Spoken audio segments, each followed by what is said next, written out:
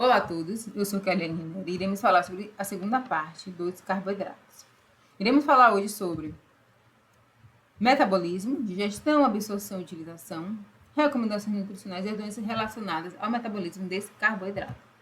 Então, a digestão ela se inicia pela boca, com a ação mecânica, que é a mastigação, e pela ação química, que é a ação da amilase salivar que está presente na saliva. Então, a saliva tem a função de umedecer esse alimento, mas ela traz consigo a enzima chamada alfa-amilase salivar ou pitialina, que vai atuar sobre amido. Então, ela começa a quebrar esse amido em maltose e dextrina. Só que a quantidade de quebra desse amido não é tão significativa e, consequentemente, a gente não tem grande quantidade de produtos, mas a gente tem uma pequena quebra desse amido. Então, à medida que a gente vai mastigando para triturar esse alimento, a gente também vai promovendo a homogeneização desse alimento com a saliva, umedecendo esse alimento, mas também promovendo a ação dessa enzima. Quando a gente engole esse alimento, ele chega no estômago. Ao chegar no estômago, o que acontece é a inativação da amilase salivar pelo pH estomacal. Então, o pH estomacal acaba sendo muito baixo, ou seja, ácido, e inativa a amilase salivar. Então, o amido para de ser quebrado, porque eu não tenho enzima no estômago para quebrar amido, mas eu vou ter enzima para quebrar proteína. Então, esse alimento está ali sendo ainda misturado por ação mecânica, a gente está tendo a digestão da proteína, e aos poucos esse alimento vai ser liberado no intestino. Quando chega no intestino, a gente vai ter a ação de enzimas liberadas pelo intestino delgado e as enzimas liberadas pelo pâncreas. Então, quando esse carboidrato chega lá no intestino, o pâncreas libera a enzima alfa-amilase pancreática, que vai atuar sobre o amido, quebrando a enzima maltose e dextrina. A dextrina, ela também vai sofrer quebra para liberar glicose pela ação da alfa-amilase. Então, a alfa-amilase, ela quebra tanto o amido, como quebra a dextrina. Só que a maltose, produto da quebra desse amido, vai ser digerido, metabolizado pela ação de outra enzima, que é liberada no intestino delgado. Então, o intestino delgado, ele vai liberar maltase, lactase e sacarase. A maltase vai atuar sobre a maltose, liberando glicose. A lactase vai atuar sobre a lactose, liberando glicose e lactose. E a sacarase vai atuar sobre a sacarose, liberando glicose e frutose. Então, quando a gente fala dessas enzimas que vão liberar maltose, lactose e sacarose, vai ser o mesmo nome, só que o final vai ser ase. Então, a enzima a gente tem ase no final. O nutriente a gente tem ose. Então, eu fiz essa quebra. Então, eu vou ter como produto dessa digestão do carboidrato glicose, glicose que é a lactose, glicose, frutose e glicose. Então, esses componentes vão ser absorvidos, que são as minhas monomoléculas, ou monossacarídeos. Então, quando chega lá no intestino, que ele já foi quebrado, esses componentes vão ser absorvidos de diferentes formas. Então, a gente vai ter transportadores de glicose, né? O transportadores de carboidrato se chama GLUT. GLUT2, GLUT5. Então, a glicose ou a galactose vão ser absorvidas juntamente com sódio. Então, para a glicose entrar, ela depende do sódio. Então, ela entra junto com esse sódio. Já a frutose, ela entra por um transportador chamado GLUT5 e sai dessa membrana intestinal com a ajuda de outro transportador chamado GLUT2.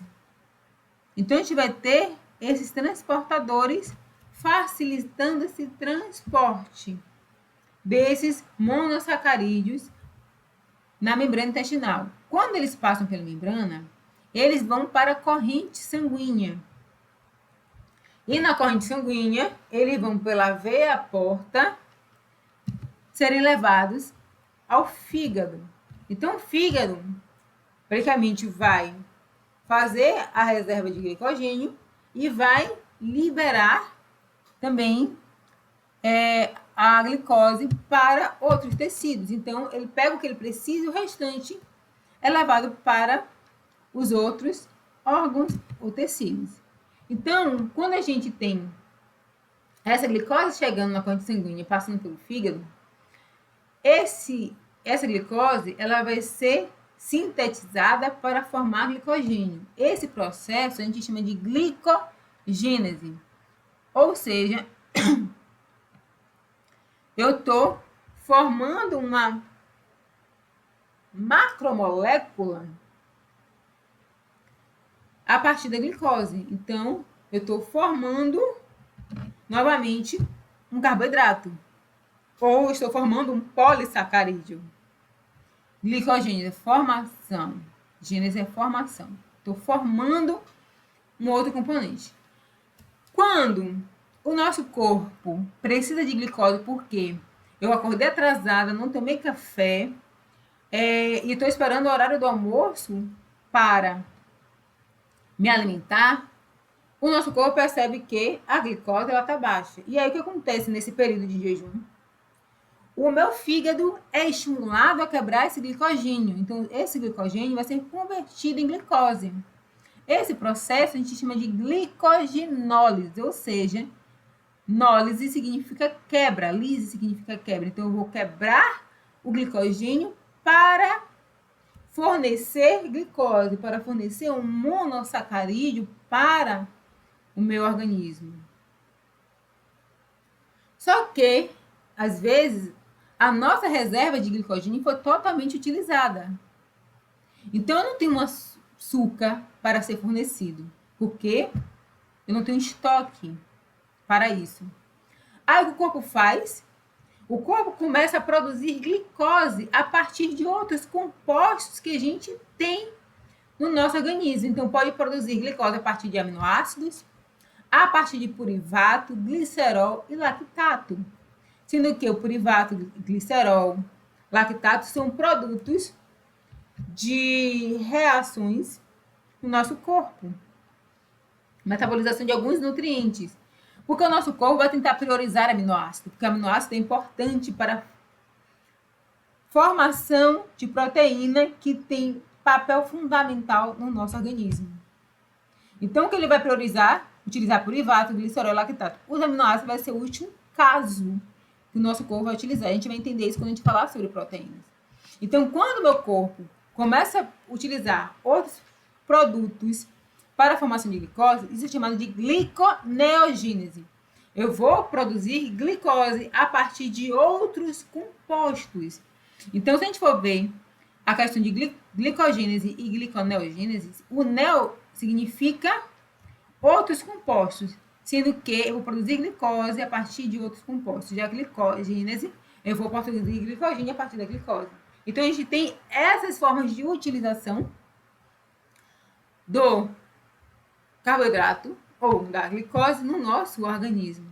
E isso vai ter papel fundamental quando a gente fala da glicogenólise para a manutenção da glicemia, quando a gente fala da manutenção dessa glicemia. Então, a manutenção da glicemia, ela depende da glicogênese e da glicogenólise.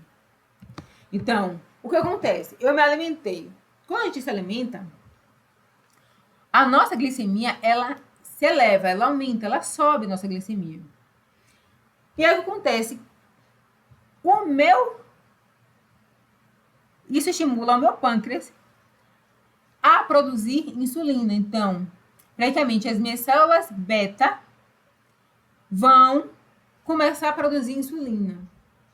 Enquanto as minhas células alfa, elas são inibidas. Então, a célula beta, ela promove a produção de insulina. Essa insulina cai na corrente sanguínea e vai lá avisar para o fígado que ele precisa absorver essa glicose. Então, o que o fígado faz? Absorve essa glicose e promove a formação da nossa reserva energética, ou seja, converte glicose em glicogênio. Então, ele fez a glicogênese. Então, eu renovei meu estoque de glicogênio. Só que eu me alimentei, aí daqui umas 6 horas eu tô começando a sentir fome. Só que eu não tenho como comer. Talvez eu esteja viajando, eu esteja em um lugar que não tenha acesso à alimentação. Aí o que o meu corpo faz? Sinaliza o meu pâncreas que a minha glicemia está baixa. Aí o que o pâncreas faz? Estimula as células alfa e inibe as células beta. Aí as células alfas começam a produzir glucagon. O que esse glucagon faz? Estimula meu fígado a quebrar a minha reserva de glicogênio. Então, eu promovo o quê? A glicogenólise. Então, eu começo a quebrar glicogênio para fornecer glicose para as minhas células. E esse é o mecanismo que o nosso corpo vai utilizar para a manutenção da nossa glicemia. Porque quando a gente promove a quebra do glicogênio para liberar glicose, é o tempo do meu corpo, né, elevar essa glicemia, atender necessidades, mas também é o tempo de eu ter acesso à alimentação para repor esse glicogênio. Então, é dessa forma que o nosso organismo faz esse controle. Isso funciona para qualquer pessoa, seja ela tendo diabetes ou não. E qual é a recomendação de carboidrato? Então, a recomendação de carboidrato vai ser diferente para cada instituição. Então, a gente tem a Sociedade Brasileira de Alimentação e Nutrição, que diz que a recomendação de carboidrato é de 60% a 70% do valor energético total. A DRIS, ou as Diretrizes Nutricionais, de 2002, diz que é de 45% a 65% do valor energético total, que a gente chama de VET. A Organização Mundial de Saúde diz que é de 57% a 75% do valor energético total. E a Sociedade Brasileira de Cardiologia, de 2005, diz que é de 50% a 60% do valor energético total. Eu posso utilizar qualquer um. Qualquer um desses VETs, eles vão ser utilizados. Depende muito de cada profissional, quem ele quer seguir. E a gente tem um valor, quando a gente fala de 70%, 75%, em relação à Sociedade Brasileira de Alimentação e Nutrição e à Organização Mundial de Saúde, é um valor que está muito mais relacionado, por exemplo, a praticantes de atividade física, que demandam de um valor energético calórico muito maior. Então, eu vou ter praticamente esses valores próximos de acordo com cada indivíduo e cada pessoa. Além disso, a gente tem a recomendação por grama quilo-dia, que varia de 4 a 7 gramas por dia. Ou seja, eu pego 4 gramas, multiplico pelo meu peso e vou chegar lá na quantidade de carboidratos diária. Só que aí eu não chego na quantidade de calorias, que é uma outra parte, mas eu consigo saber quanto que eu tenho que consumir de carboidrato por dia. Essa é uma das formas que a gente também utiliza para fazer essa distribuição de macronutrientes. E agora vamos falar sobre as doenças relacionadas aos carboidratos. Então, a gente pode ter, por exemplo, a galactosemia, que é uma doença praticamente rara, tem um fator genético e acomete muito crianças. Então, a gente consegue visualizar essa doença na infância. É uma doença genética, como eu falei, que ocorre a deficiência da enzima galactase, que degrada a galactose. Então, a galactose, ela é absorvida para ser metabolizada no fígado e convertida em glicose. Só que quando eu não tenho a enzima para degradar essa lactose, o que acontece? Ela começa a se acumular na corrente sanguínea e trazer alguns efeitos. Então, nesse caso, a criança, ela vai precisar evitar o consumo de alimentos que contêm lactose. Por que contém galactose? Mesmo que seja sem lactose, ainda assim eu tenho galactose na sua composição. Então eu preciso tirar esses leites derivados da composição alimentar dessa criança, porque ela não consegue metabolizar. E isso vai ser levado para a vida toda, porque é uma doença genética. A outra doença é a intolerância hereditária à frutose, que também é um erro inato do metabolismo, está relacionado com a questão genética e é causada pela deficiência da enzima frutose 1, 6 bifosfatate aldose ou aldose B. O que acontece? Essa também é uma doença onde o fígado não consegue metabolizar a frutose para fornecer glicose, porque eu tenho uma deficiência na enzima. Então, os sintomas podem aparecer após o desmame, quando se acrescentam frutas e vegetais na alimentação. Então, nesse caso aqui, eu já vou precisar tirar frutas e vegetais da alimentação dessa criança, porque ela não consegue metabolizar. Então, isso provavelmente pode acontecer quando eu faço a introdução alimentar dentro do período de 6 meses ou não. Que algumas pessoas começam antes dos 6 meses. Então, quando eu começo a introduzir esses alimentos, é que você vai perceber essa intolerância. A outra doença é intolerância à lactose. A intolerância à lactose, praticamente, é a incapacidade de digerir a lactose no trato gastrointestinal, ou seja, no intestino, em decorrência da ausência ou deficiência da enzima que promove a quebra dessa lactose para a gente liberar glicose e a lactose. E as pessoas vão ter sintomas. Então, quando eu não consigo digerir, eu vou ter desconforto gástrico, eu vou ter produção de gases, de extensão abdominal. Então, cada pessoa vai ter uma intolerância suave ou não. Então, posso ter uma intolerância leve, moderada ou grave. Então, a digestão a gente consegue perceber por esses fatores. Sendo que a intolerância à lactose, ela vai ser dividida em tipos. Hipogalactasia do tipo adulto, onde ocorre com a maioria da população e tem manifestações mais graves em pessoas mais velhas. Então, nesse caso, esse tipo de intolerância é de natureza genética e ocorre em pessoas com predisposição. E muitas vezes a pessoa só vai apresentar os sintomas na fase adulta, não é na infância. Tem intolerância congênita à lactose, que é uma doença genética também, raramente se manifesta, é muito rara, mas se manifesta após o nascimento, sendo necessário o uso de fórmulas sem lactose, porque o próprio leite materno, ele também vai interferir na doença, porque no leite materno a gente tem lactose. Então, eu preciso retirar esse leite na vida adulta e no período da infância e adolescência também eu preciso retirar esses alimentos. E a intolerância secundária à lactose, ela ocorre devido a lesões no intestino delgado por algumas doenças. Então, é um período transitório. Então, por exemplo, doença de Crohn, retocolite ulcerativa, por exemplo, a disbiose. Eu tenho algumas doenças que vão fazer com que eu tenha intolerância, mas que no momento em que essa doença para de existir, eu consigo fazer a remissão dela, eu paro de apresentar essa intolerância.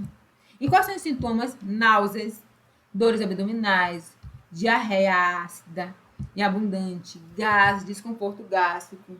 Em alguns casos, o paciente também pode ter até constipação, isso vai depender muito de paciente para paciente, mas na maioria dos casos, o paciente tem uma diarreia. Tanto é que as fezes ficam mais fédidas, porque essa lactose, ela não está sendo metabolizada, ela não é utilizada pelas bactérias colônicas, pelas bactérias boas. Ela vai ser utilizada pelas bactérias ruins. Então, as fezes ficam com um odor muito mais forte. Eu altero também a minha microbiota intestinal. Eu altero a integridade da minha mucosa intestinal. Então, o ideal é que eu evite o consumo desses alimentos que têm lactose. Pode fazer uso de zero lactose? Pode.